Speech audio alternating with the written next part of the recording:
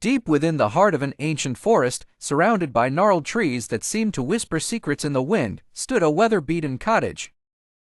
Amina and her young son Malik had inherited this secluded house from her late husband, who had warned her cryptically about the forest's dark history before he passed away. Malik, a curious boy with a penchant for exploring, often wandered into the woods despite Amina's anxious pleas. She would sit by the fire in the evenings, mending clothes or reading old books, always keeping an ear out for the rustling of leaves that signaled her son's return. One fateful night, a storm of unparalleled ferocity swept through the forest, rain lashed against the cottage windows, and thunder shook the very foundations of their home. Amina held Malik close, trying to soothe his fears with soft words and a warm embrace, but as the storm raged outside, another presence began to make itself known inside the cottage. Whispers, faint at first but unmistakably eerie, filled the air. "Malik," they hissed, a chilling echo that seemed to emanate from the walls themselves. Amina's heart raced as she realized they were not alone. Shadows danced ominously in the flickering candlelight, and a cold draft permeated the air despite the windows being tightly shut.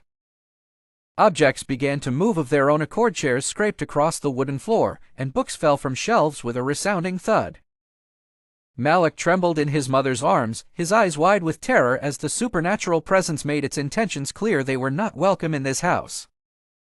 Amina, her maternal instincts aflame with protective fury, decided they must leave immediately. She gathered their essentials hastily while Malik clung to her side, tears streaming down his face. But as they approached the door, a sudden gust of wind slammed it shut with a force that seemed almost deliberate, trapping them inside with whatever malevolent force now controlled the house. In the dim light, Amina saw a figure materialize, a spectral form with eyes that gleamed like hot coals. It floated towards them, its movements unnatural and menacing. Amina clutched Malik tighter, whispering prayers of protection as the entity's whispers grew into a cacophony of haunting voices, each one more sinister than the last. Just when despair threatened to consume them, a blinding flash of lightning split the sky, followed by a deafening roar of thunder that seemed to shake the very ground beneath their feet.